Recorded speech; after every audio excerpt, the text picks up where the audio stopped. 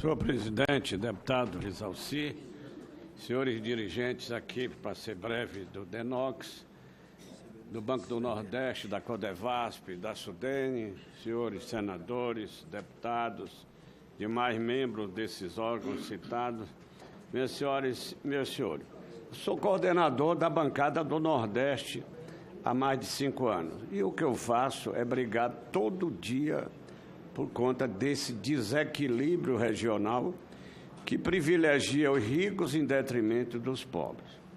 Veja bem, eu tenho um estudo de 1945, quando o Nordeste tinha 45 milhões de habitantes, aliás, o Nordeste não, o Brasil, melhor dizendo, e o Nordeste tinha 17% do PIB brasileiro.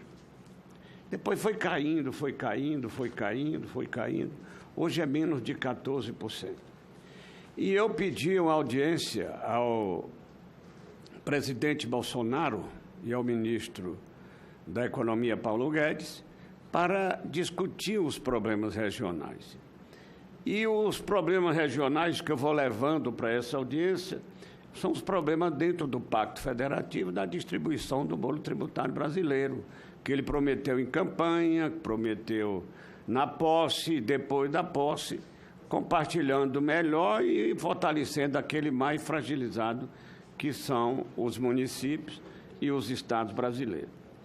Então, nós vamos levando 1% para aprovar e também o compartilhamento da CSLL, que foi tirado em 88, da base do imposto de renda pessoa jurídica, e que no ano passado arrecadou 78 bilhões de reais. Antes disso, o imposto de renda e o IPI representava 51% do bolo tributário brasileiro. Agora é apenas 1/3, porque o governo sangrou naquela época para diminuir o compartilhamento. Mas vamos aqui o que mais nos interessa. DENOX. Olha, DENOX aqui já se falou. DENOX tem mais de 100 anos, 300 e tantas barragens. Eu estou aqui, doutor Ângelo, com o orçamento. Por isso que nós aprovamos ontem o orçamento impositivo. O orçamento aqui do GND4, que é de investimento, o DENOX tem em torno de 300, 400 milhões e só libera 40, 45. Eu estou aqui, vou passar para o senhor. E com o orçamento impositivo que nós aprovamos ontem, está vindo para o Senado, vai ser muito importante para o DENOX, para a Sudene, para todos os órgãos de desenvolvimento regional. Em relação à Sudene, eu tenho aqui, superintendente, um estudo. Em 89, o FINO e o FINAM, das duas regiões, da ADENE, da Sudan e da ADA, representava 210%, eu vou dar o relatório para o senhor também, 210% mais do que a Zona Franca de Manaus. A Zona Franca de Manaus é para uma cidade, hoje, que tem 2 milhões de habitantes e tem incentivos de 26 a 28 bilhões todo ano para financiar em torno de 600 empresas, todas localizadas numa cidade que contribuiu para dobrar, em curto espaço de tempo, o PIB lá da região amazônica, o PIB de Manaus, o PIB do estado do Amazonas. Então, isso hoje, nós temos menos de 10% do que tínhamos em 88. Vou dar o estudo para o senhor. Tenho aqui a aplicação dos bancos, os bancos oficiais. O Banco do Brasil, a Caixa, o BNDES. O BNDES teve ano que aplicou menos de 5% no Nordeste. E quando aplica mais de 10%, é porque financia governos, ou prefeituras, ou governo do Estado, com autorização da Presidência da República. A Caixa, quer dizer, os financiamentos desses bancos no Nordeste são irrelevantes.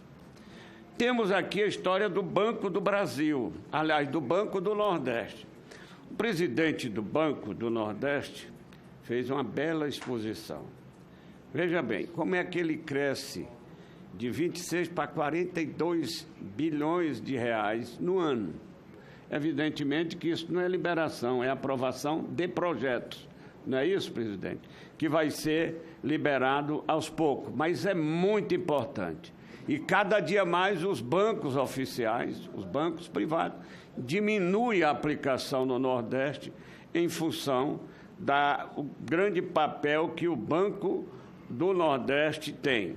O presidente falou que em 30 anos aplicou 271 bilhões de reais, uma média de 9 bilhões de reais, quando ele recebe 7 bilhões do FNE.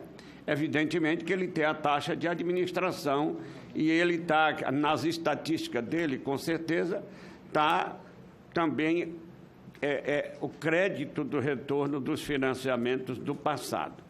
Então, eu fico aqui preocupado com essa política do governo. Tem também a Codevasf, que tem um papel importante, que nós, presidente, nós priorizamos as nossas emendas à Codevasf, por ser da região, por ter presença em todos os estados e por diminuir a burocracia. Mas tem tido no passado, nesses 2 últimos anos, muita dificuldade, muita morosidade na liberação das emendas que nós colocamos na Codevasf. Em relação à Chesf, querem, primeiro do Banco do Nordeste, nós vamos abrir uma guerra dentro da bancada do Nordeste contra a fusão do Banco do Nordeste com o BNDES. O BNDES é o Banco de Desenvolvimento Econômico, não é social, não, é do Sul e do Sudeste. Se você pegar a aplicação que eles fazem no Sul e Sudeste e tirar as outras 3 regiões, Norte, Nordeste e Centro-Oeste, o que eles aplicam é bem menos da metade daquilo que nós representamos do PIB, e muito menos da metade do que nós representamos da população brasileira. E só diminui desigualdade social e regional se tratar os desiguais desigualmente, privilegiando os mais pobres. Isso eu já disse para o presidente.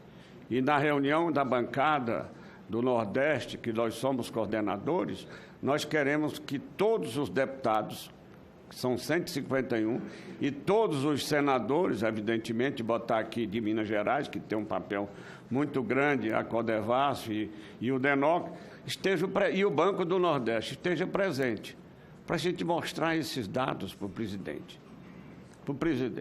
Então, nós vamos fazer. E agora também querem vender a Chesf. Querem vender a Chesf. O patrimônio. O que está faltando é prioridade para esses órgãos.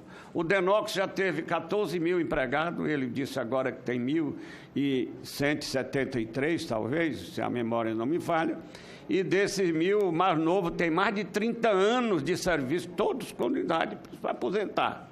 Quer dizer, se aposentou todo mundo, inviabiliza. Então, já estão mandando eu parar, eu vou parar. Então, dizendo tudo isso, senhor presidente, eu fico aqui, às vezes, frustrado, doutor Ângelo, pela prioridade que tem um dos maiores projetos de irrigação, que é na minha terra, os platôs de Guadalupe, que não tem previsão, foi rescindido o contrato com a construtora, é um projeto de 14 mil e tantos hectares, foi feita uma etapa de 3 mil e pouco, a segunda etapa já fizeram mais de 70%, precisa ser concluído, e espero que o senhor dê jeito de colocar no orçamento, ou a gente coloca, mas, acima de tudo, fazer a licitação para a conclusão desses projetos. Além do mais, estamos trabalhando para liberar os 160 milhões para o senhor recuperar aquelas barragens que estão em grau de risco das 327 que administra. Eu teria outros assuntos, presidente, mas eu vou parar aqui porque o assunto do Nordeste é muito grande, a discriminação é maior e as injustiças maior ainda. E como nós somos nordestinos, eu vou continuar lutando, até contra o governo, se continuar essa discriminação contra a nossa região. Obrigado, deputado.